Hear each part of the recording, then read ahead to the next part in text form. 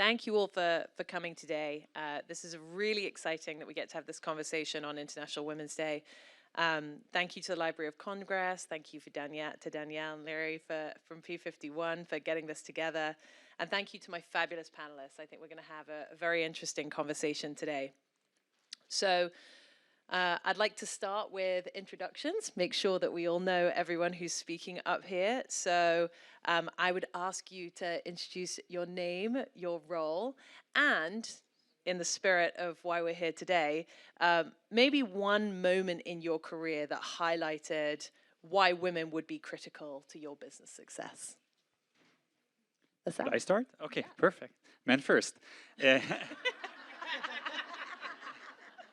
So I'm Asaf Rappaport. I'm the CEO of Wiz. Wiz is a cloud security company.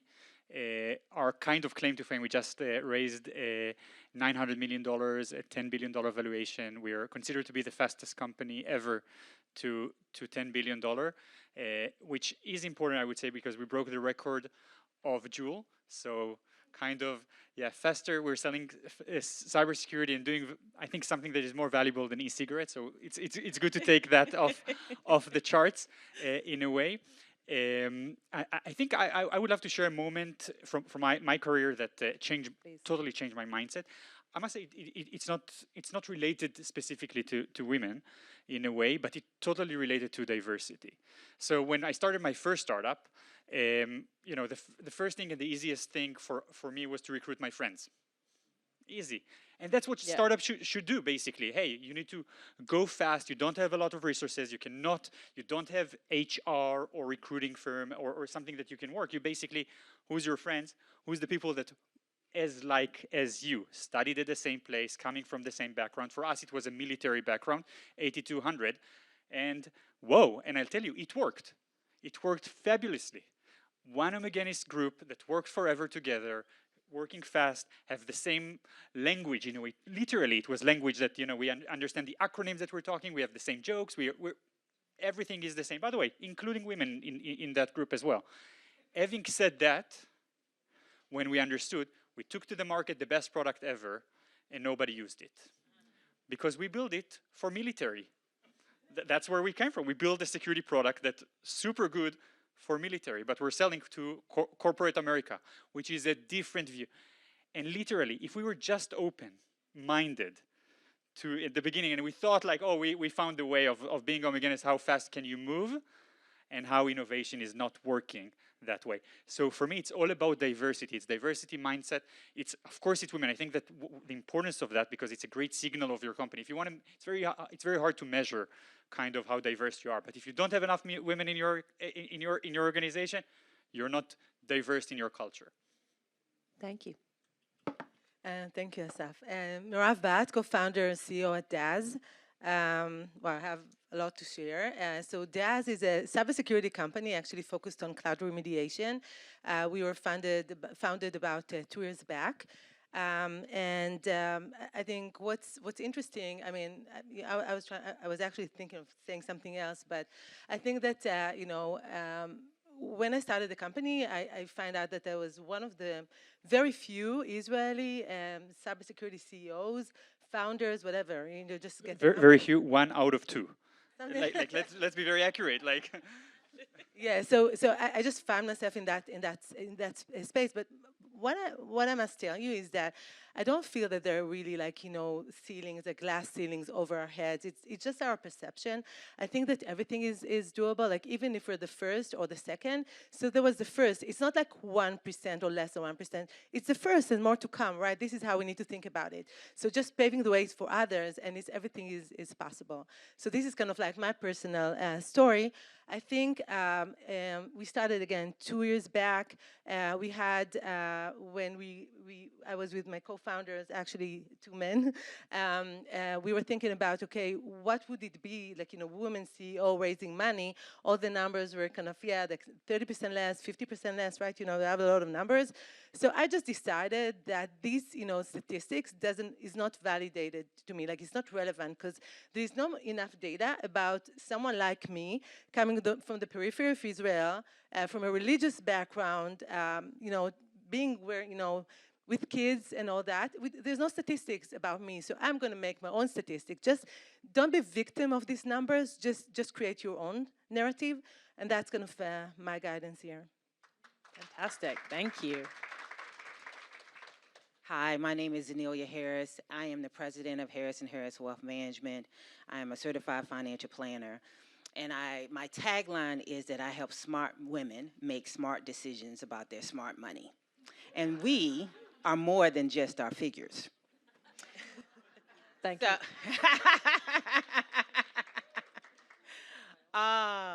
So I started my firm to address an issue.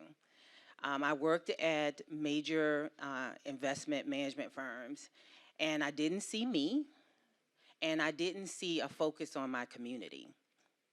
So I started my firm to address that, to be a voice. I realized, I guess, that this is something that I'm extremely passionate about. So I look at my work as my legacy, not only for my family, but also for the community, for the women that are coming behind me. Because as a CFP, when you look at the data, going back to data, there are only 1,765 African American CFPs in the country out of over 95,000.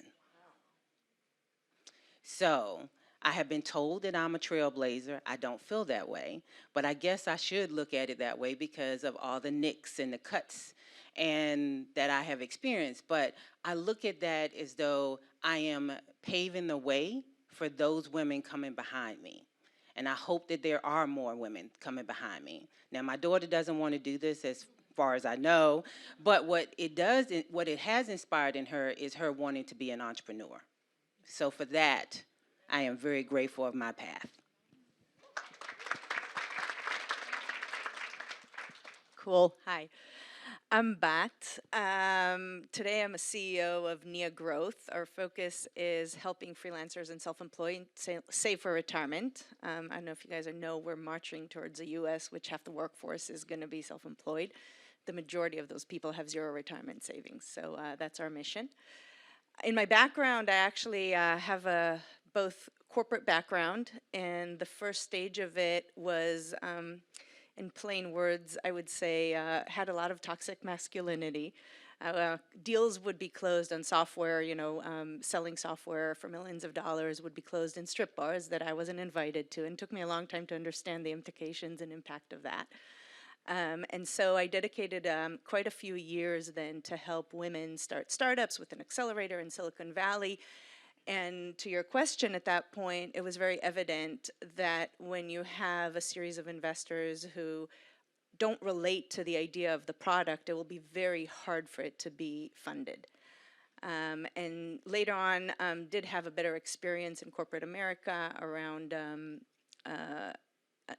managing in a better culture, I would say. And the lesson learned there was that when we did have a leadership team that out of 10, 6 were women, we just had much better engagement scores. We were able to create a culture that people wanted to come to work for, people wanted to be creative and innovative, and it was just pure data-driven proof that when you have a diverse leadership team, the results show the difference. And today, I'm charting the way in a very different, boring kind of way. Retirement, trust me, is not a very sexy topic. But I actually have a feeling that being a woman myself and the team, we are 6 women and 1 guy, is going to make a difference too. Thank you very much. And my name's Felicity Hassan. I'm the co-founder of an executive search firm called The Find.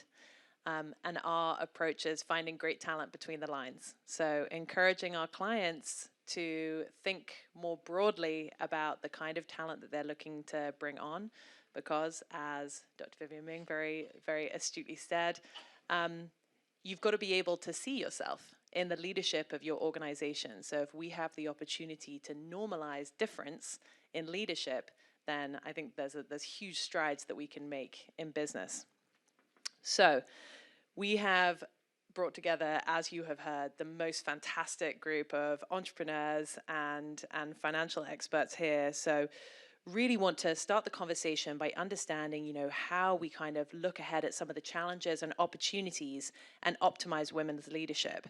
So when we look at the studies, and some of the data has been flagged here already, you know, it shows that only 16% of C-suite tech roles are held by women. We know that Black women are only receiving like 2% of VC investment. And you know, again, as we heard earlier, I think it's only about 8% of women in the VC environment. So, you know, we're facing some really incredible challenges, but, you know, with that comes an opportunity to, as Marav said, write our own narrative. So I'm going to start with a simple question of, why are we still celebrating International Women's Day in 2023? It feels like we should be a little bit further than this. Who wants to get me started? Go for it, Baz. Sure, I'll go for it. So I'm an optimist, and I actually do think we're doing okay, and the future is looking good. And the reason I say it is because I work with a lot of young women, and they have a totally different attitude, different chip on their. I don't think they have the chip on the shoulder that a lot of my generation had. I do see a lot of the backlashes we're experiencing right now, whether it's globally, what we see. I don't know if you guys know, in Afghanistan, women can't attend higher education anymore. What we see in Iran, honestly, what we see in Israel, a lot of global, and what we see in the US, abortions and so on. The way I look at it is that I see every social movement, at the end of the day, I believe will have the right force to move to the right direction. However, it moves like the stock market, right? So for every inch it does up, there needs to be a bit of a backlash, because it takes time for the people who are today in power and are trying to understand how this impacts them and their position in the world to take us a little bit further back. But I'm staying optimistic that we're celebrating this. I do hope one day we won't, and I do believe it will happen. I have a different view on that. I think that we should always celebrate it, because we are the legacy, right? So you always want to have people looking at you and seeing what they can become and seeing beyond that. So I tell my daughter, and I talk about my daughter a lot, so she means so much to me, but I tell her now that she's going to solve problems that don't exist. And in order to me, I feel like history is such an important predictor and also encourager of what we can become. So I think we should always celebrate International Women's Day, because when I look across this room and I see all of these beautiful women and some men, I see all of the things that we have accomplished, because 30 years ago, it didn't look like this. And so you are stepping on the legacy of those before us, and then creating the pathway for those coming behind you. So we should always celebrate it. That's a great point.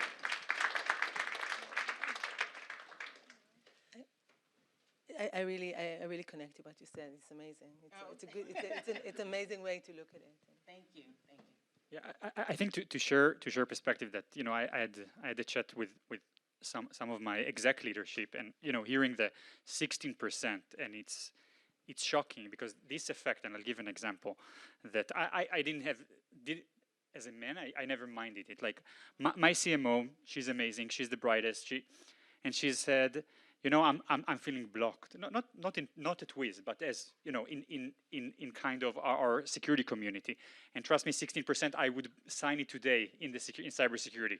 Yeah. Cybersecurity, probably it's below 10. Yeah. That's the way.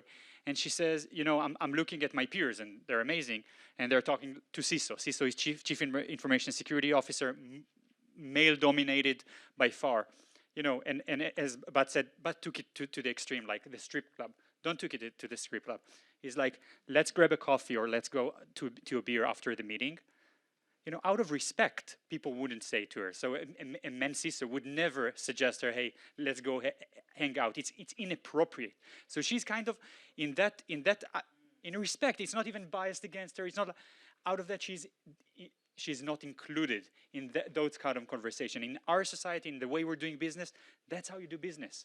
Strip clouds is an extreme, but that's how you do business. It's all about relationship, and she's excluded. She's saying, I don't know, and by the way, I feel uncomfortable even to ask to go to B or something, because everybody will interpret it.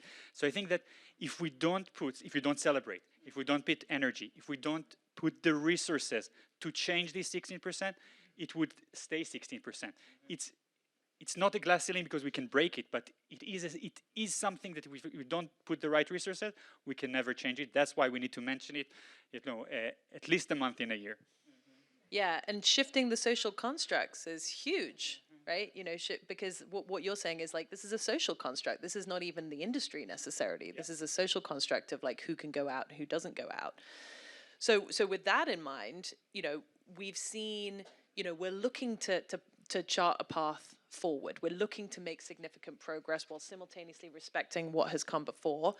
But now we're seeing the departure. We've heralded and celebrated great female leaders in technology. Not enough of them, for sure, but the likes of Sheryl Sandberg and Meg Whitman, we've heralded them, we've celebrated that, and now we see all of those like senior women, understandably look to make different decisions with their careers, looking to take a step back. What does that mean for women coming into the tech space now, from your perspective? If I can, Sharon Sandberg is definitely my, my idol. I always read the book, and I think she's amazing. But I think we should also respect that people have other, maybe it's the new generation of women leaders that they want to balance, they want to do that and then do something else. It's okay. We should accept it, because it just gives us the, the option to every day wake up in the morning and decide what we want to do with our life. It's not that she needs to be a flag, right? So I think that first thing, that let's respect what they've done. I think they definitely paved the way. They showed that, it is possible. And by the way, like Sheryl Sandberg and, some of these women were not taking the kind of the number one chair. Just look at that, like always number two. It was my thing as well in the past. And it's at some point you say, okay, now maybe the new generation would take the leadership roles, the CEO roles, and and will drive the change further. So I think there's always goodness, and there's respect to people that have done their share and want to do something else. And when I see the younger women working at DAS, obviously still, most of the developers coming from 80 to 100 are men. But when I look at the young women, and I see that they're a little bit different, that they don't have any problem asking for a salary raise, they don't have any problem talking about their career path, all of them. And I respect that. I think this is beautiful. And I don't think that it's because they have like a women CEO. Maybe it is, but it's just like we're changing it slowly. But they started, so we respect that. And maybe we have women kind of step back from this seat of like celebrity because it's becoming more normal. I don't know. I think we want to kind of like embrace the increase in women coming into the tech space, for sure. And then, Asaf, you mentioned like women in cyber tech. How have you kind of like, in the knowledge that this is a space that has had historically like a real shortage of women, how are you and your team thinking about kind of driving more women into the business in order to kind of like help to sort of resolve some of that challenge? So first of all, it's really a tough task, and we're not successful enough in that. So to be very honest, so I don't have a formula here, and that's the formula, and we are going to solve the problem.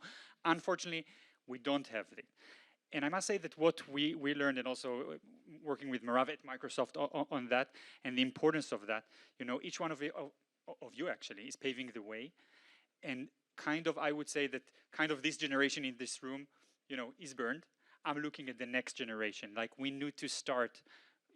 We cannot take someone that is already, 30 years old, that now it's almost impossible. We need to find and to lead as early as possible. There is no probably you don't know the Mirav's story, but she coming from a religious family. There is no coincidence that she sits here as a CEO. She studied, higher math, like in outside of her school, and that's the reason she sits, because her family allowed her to see it, kind of to be introduced to STEM, although it wasn't conventional. So I'm saying we should go as early as possible to the families in a way. And I think that, role models like that, like all of you, are so important, like to see them, to put them on front, to put it on poster. That's what inspired you as a kid.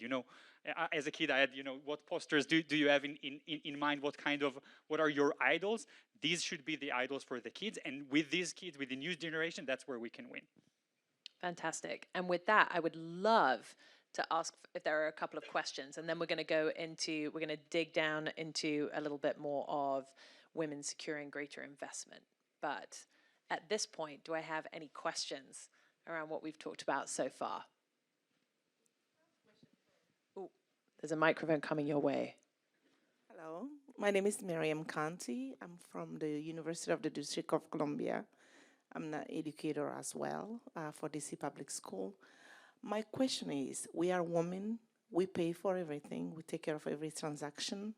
I can remember before I was married for over 10 years, I pay for every bit, and I'm still paying. Now, I use so many payments method to pay for kids' sport, to pay for travel. I use things called Zelle, Venmo, Cash App, and I also communicate with my folks back home in West Africa, Guinea. I want to know if those are safe. So it's a great question. So I'll tell you that these companies, and like any corporations, definitely in the financial space, it's all about, how do we make this safe? Nothing is bulletproof. Like that's for sure. Having said that, I'll tell you that these companies are investing a lot in the cybersecurity space, and this is their business. If you don't have the trust, if you cannot secure, by the way, it's not only the money, it's also your privacy and data and stuff like that, you don't have a business. And we saw businesses going out of business just because of security events like that. The importance of security, of cybersecurity, is no longer even in the executive level. It's in the board level, the board of directors that are much more independent, and they want to make sure that, almost as a regulator, they want to make sure that the company does what's right for their customers, for the people that are actually using their software. Is it true that we have been watched, like any message that you send from those? Again, I would say that it depends on the app, but no, probably not. The way it works usually, that it's encrypted end to end, so even the company cannot see what's going on between the transaction. So that's usually how it's said. Having said that, we are trusting, and you might download applications that are less safe or are under governments that are might not be democratic or might use that. I think we're all seeing TikTok as an example. There is a lot of question marks about that, like, and one of the reasons is that regulated enough, and I think definitely the regulator on our kind of data and privacy should be very involved. Yeah, sure. As an educator, I've seen tremendous changes in the kids' technology use. We've seen a lot of changes. The kids come to school out of nowhere. It's the teaching planning against technology. Do you see those, if the internet one day can be controlled in the United States? Like I heard in China, they have like internet usage just to help students and children have some structure as they use technology. But, do you want to jump in? I want to, is it okay if I go. chime in and actually take us back to the women leadership, because I think it's a very good segue. We're living in a world today where I think Milton Friedman defined for us that the business of business is business, right? So all the companies out there are being measured by one thing, and it's their bottom line. And it's a shareholder economy. And at the end of the day, technology, which was this great promise, kind of turned against us. Just like you, I'm a mom, and I tell my kids today, technology is working against you. Their job is to capture your brain, to capture your mind, and you should not feel safe using technology. And the big question is, how do we move companies from a shareholder economy, which at the end of the day, if you measure only the bottom line, then you really don't care about the real people problems, right? And can a diverse thinking in these companies, when it comes to AI and ethics and, things that were talked about earlier here with Dr. Ming, can we use technology with a different mindset and a different leadership to actually work for the people with solving their problems?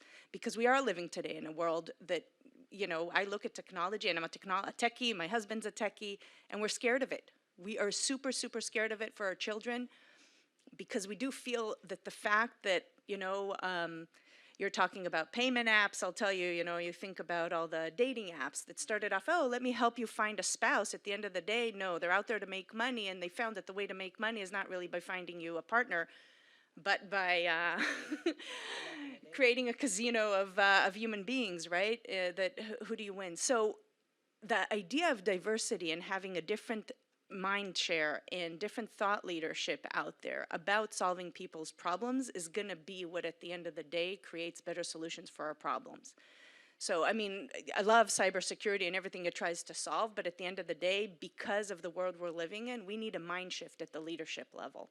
And this is why the Sheryl Sandbergs and so ons of the world, or other type of, I think we mentioned when we prepared for this, Timnit Gebru, who tried to surface a lot of ethics in AI and got shut down in a very important company, is at the end of the day, unless we change how these companies think on the use of technology, we will not move the needle forward on it, making it super safe.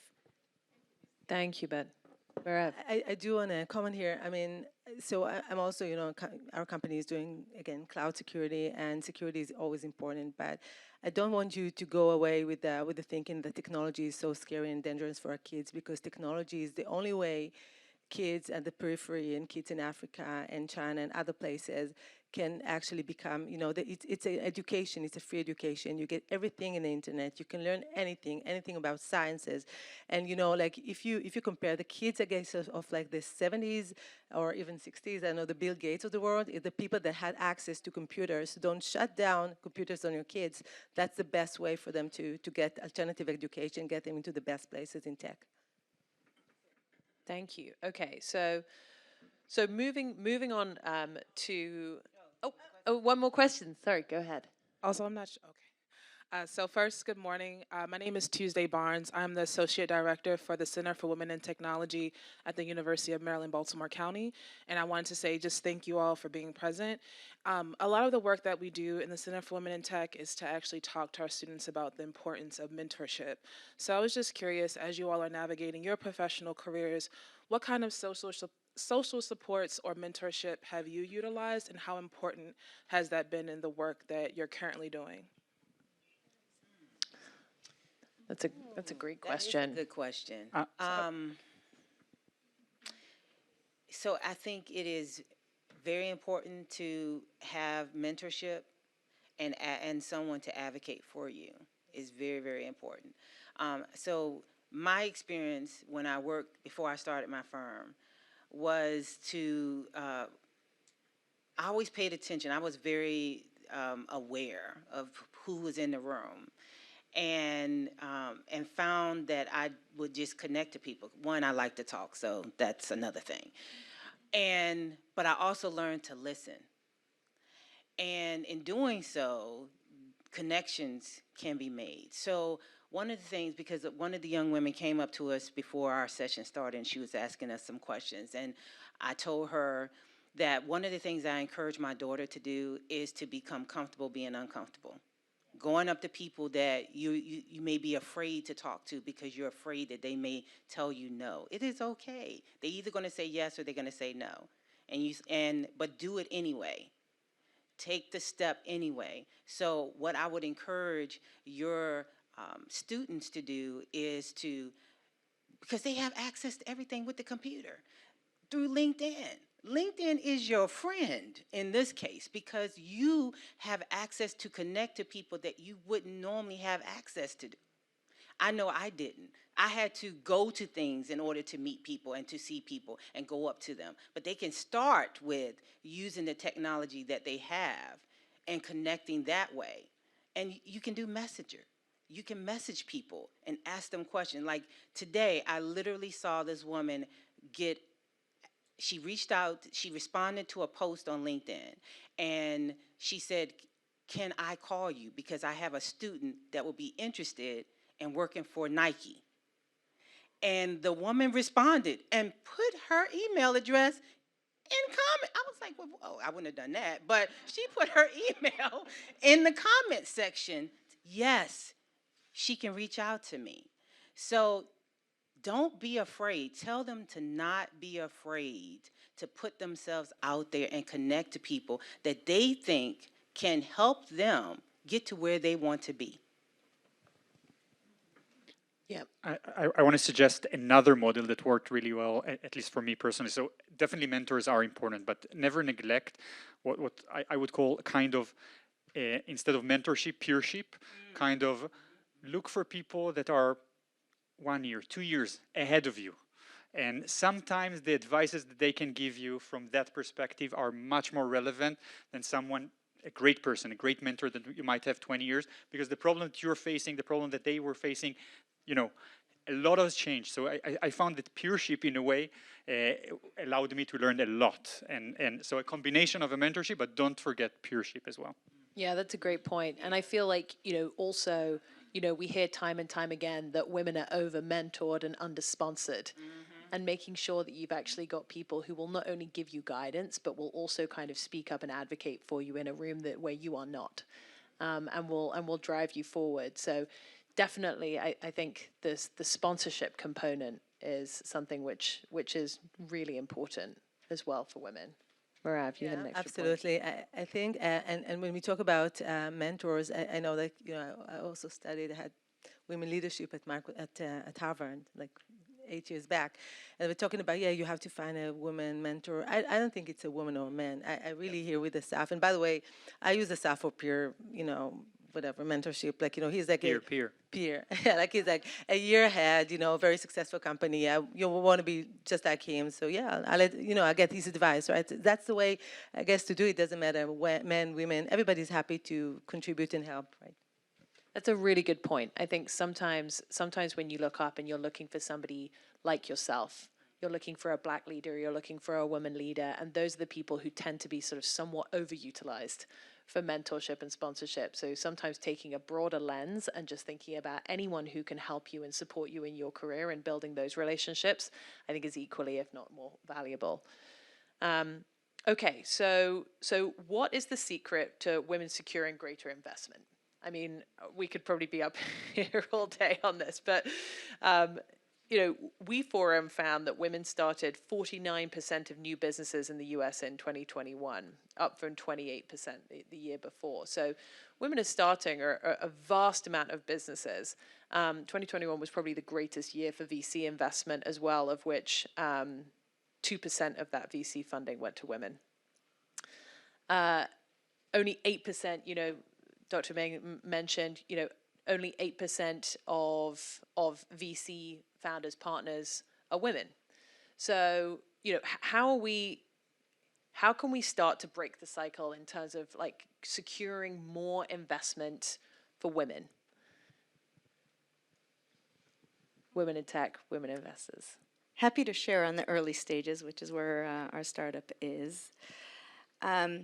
I think it's important to understand that the last 15 years of 0% interest defined a huge and important sort of influence of the VC ecosystem. So it used to be a bit more of a niche, and all of a sudden a lot of money flew into tech, a lot of cheap money, and so all of a sudden VCs faced with incredible amounts of money that they were able to hand out, and I'm going to use the word hand out, more so than in history. And it's interesting that when I speak to VCs and ask them, do you see yourself as a gatekeeper? Like, do you see yourself as the person who decides where this world's going? Is it going this direction, or do you see it going that direction? They all shy away and say, nope, I'm just, I'm channeling money. And I think a live example of that was what we saw with FTX and, the saga of SBF and the company, I forgot the company's name. FTX. Huh? FTX is the company? Yeah. I thought it was just the coin.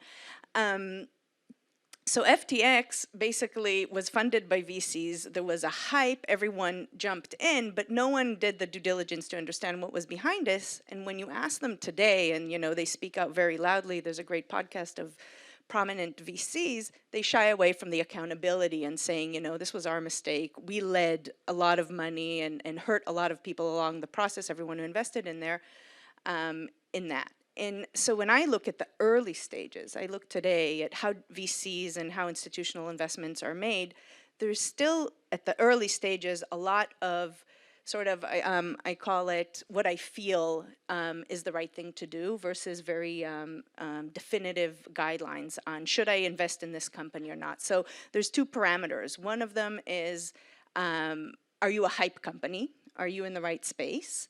And the second one is, do I see myself in the problem you're trying to solve? Do I relate to it? And there's another component which is really interesting and effective for women, is that the very, very early stage VCs, they expect you to have brought in money from your friends and family. And I always was curious about that because not quantitatively, but qualitatively, from what I've seen, women shy more taking money from their friends and their family. It's just something in how we are brought up. We feel like it's not the right thing to do. I see a lot of heads nodding here. I'm not going to say in a raise of hand who's going to take money from friends. But at the end of the day, the system is built today where it's an expectation that you have managed to collect money from your friends and that they will invest in you. So I think from everything that I kind of shared right now from my observation, there's a big rehaul needed if we want to include different kind of system, different kind of founders in this system and how it operates around fundraising. That's a great point. Celia, anything you would add here?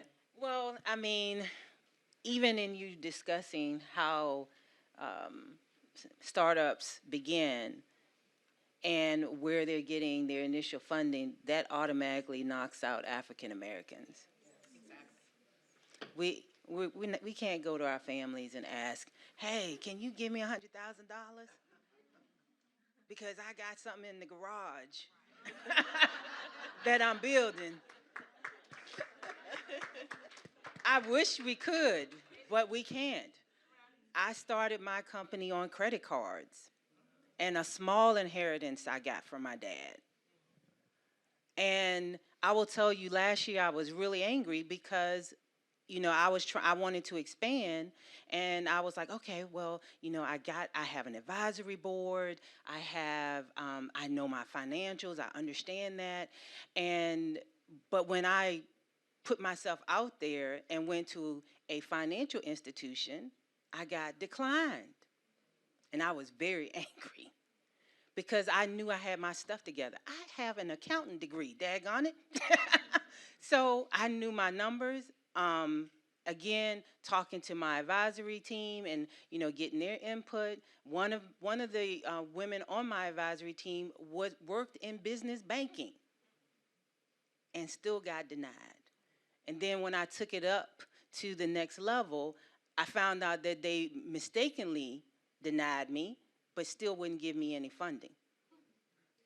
So when I think of that and the fact that I've had to, build my firm based on credit cards and, being very specific on how I spend money, it can be discouraging. But I keep telling myself that by doing this, I am going to open the doors so that others do not have to go through this. But education is key on understanding your numbers, understanding what is required. Again, going back to expanding your network, you have to put yourself in situations where you may be the only one in the room, and most of the time we are.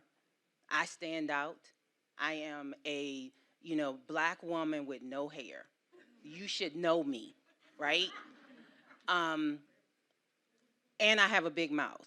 So I go in the room and I try to observe, but also when I need to make a point, I will go up to people. I have no problems going up to you and asking you for what, to get information, get insight, and to learn. But a lot of times we don't even have the opportunities to learn.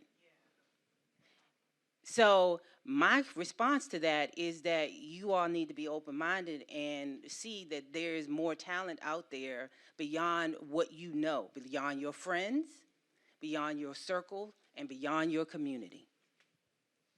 It's a great point. Anything that you would add here? Yeah, I think I seen, since I raced like 2 years back, and I seen a change. Like I seen that some of the top VCs in the world are actually really open to investing in women. It's not like women or men that really, but they were happy to put the money on a company that is led by women. So I don't know, like maybe it's a little bit of a change, but I mean, we have to be optimistic. And by the way, there are a lot of VCs in the world, and you only need to get money from one. So it's doable. It's just that let's think positively about it. And like, yeah, I think your story, so you're the first and then there'll be others. And we shouldn't really, I mean, my advice, the way I think about things, I don't want to be a victim of anything. I want to, think optimistically and just win, right? Change the numbers. Yeah, continue driving forward. And as you said, and as the advice you've given your daughter, it's taking risks, it's making yourself uncomfortable, it's continuing to sort of push forward, because that's the only way that we're going to kind of normalize. I think there is a momentum. Like if you talk to like the biggest VCs in the world, they are aware of that. They want to change that. Like everybody wants to change it. Everybody has daughters, right? For our own future. But reminding you of the 2% that went to women-led companies, like we can't forget the data. Yeah. Yeah. Yeah. Yeah. Well, hold up 1 second, because let's get a mic out there.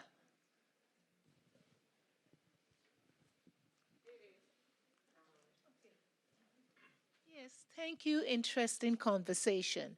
But the idea that things are changing for whom? We have to be careful that our own experience, based on our background, our culture and whatnot, I don't care how many VCs they are, but if you look like me or other or considered in the other, it is not the same story. So I do not want to hear that things are changing and things are changing for whom. And the VCs, quite frankly, she just said it. So for her to say that, and then for, I have to point out to you that that's like putting your head in the sand. So please let's honestly think about the world we live in. The fact of the matter that different groups are treated differently. So we like to get all the information, but we have to be careful not to sweep under the carpet what's actually happening in the world right here, right now. If I walk into the bank and ask them for a loan for my company, and you walk into the bank and ask them a loan for your company, who you think is going to get the loan, regardless of my credentials? And I have a lot. So please be careful about giving the impression. And I want to go back, I'm taking you back to you about the internet. You talked about both you and your husband are in tech, and you're actually scared, and you should be scared. We're all in tech. You said that all the people in Africa and all about the place, they need access to internet, but we have to have a balance. It's a place out there with trafficking, with this, with people trying to go after your children and whatnot. So we need to get all the facts, and we need to find something that balances what is happening. It's not that it shouldn't happen, but the point about this, people are dying because they're being exposed, and people are dying from drug overdoses and that, all the internet and all these apps. So let's put that out there too. Thank you. I think it's a great point. Yeah, really great point. Well made. And I think it kind of comes back to the importance of balance, and the importance of difference, and the importance of injecting that difference into leadership in our organizations, so it does become more normal to be a Black woman securing funding, to be a woman securing funding. The importance of intersectionality is absolutely critical. And actually it kind of raises a good point around, where I wanted to kind of close out, which was really, how can we, from a tech and an entrepreneurial perspective, is there ways in which we might be able to support progress in an environment where women's rights appear to be eroding?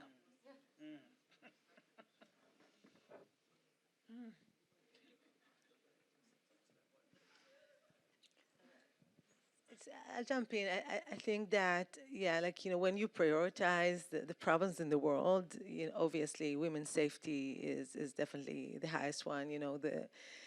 Still there are women that they're not safe in their homes, and definitely cannot think about career or getting raised any money for anything because they don't, not even safe. So yeah, that's if I need to prioritize, the problems of the world, where we should focus on, definitely, I think that's the top one: women's safety around the world.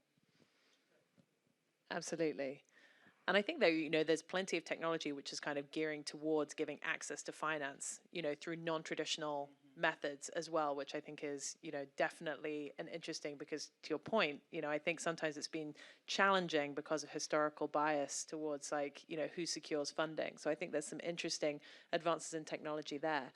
Anything And I would add to that, back to we're all living now in an accelerated influence of AI in our life. And, I don't need to say ChatGPT and how it's going to affect probably everything we do in our lives. And back to what Dr. Ming said, at the end of the day, when we're coming from a world of power that was dominated by a very select group of people.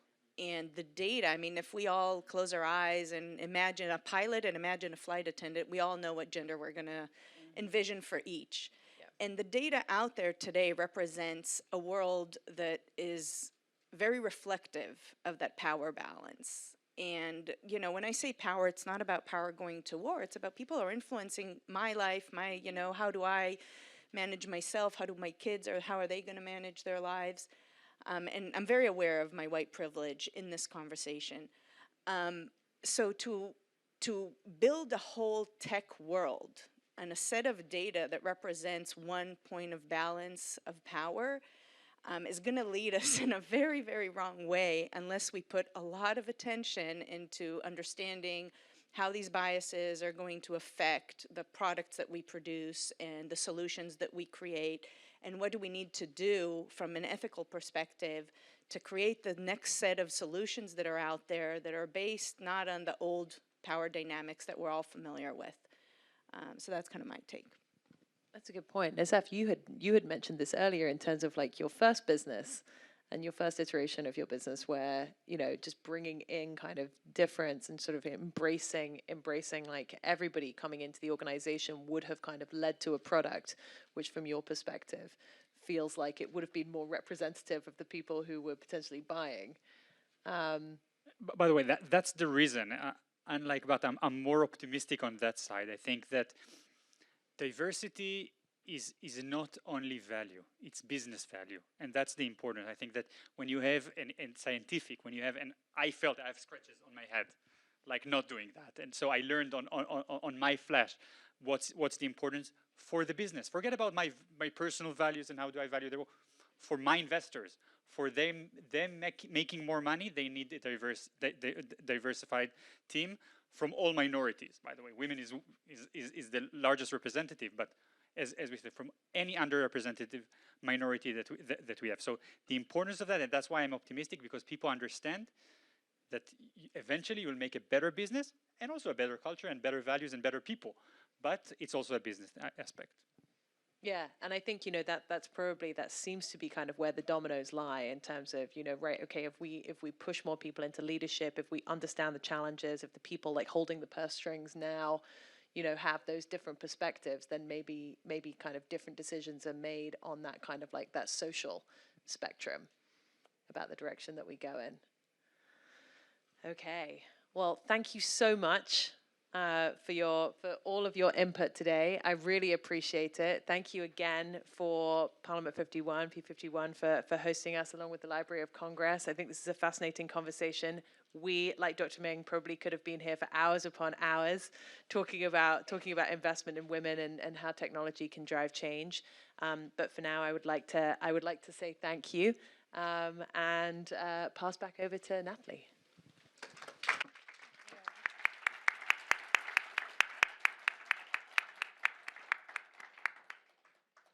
Thank you, everyone, for your attendance this morning. On behalf of the Science, Technology, and Business Division, I'd like to thank our fantastic speakers one more time.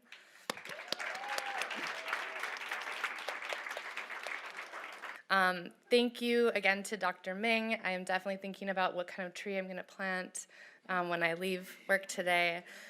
Felicity, thank you for posing important questions that are really hard to answer in such a short amount of time.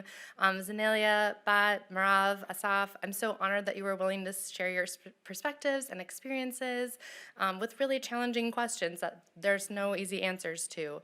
Thank you also to Kate Zward, Danielle and Leary, for your remarks, and to Parliament 51 for being a partner in this event. In the Science, Technology, and Business Division, where I am, we have wide-ranging collections in business and economics, sciences, and engineering, but the best part is getting to share our collections and knowledge with you, whether that's through webinars or lectures like these, or through our website or blog posts. So we always invite curious minds to visit us online or in our science and business reading room. So thank you again for joining us today.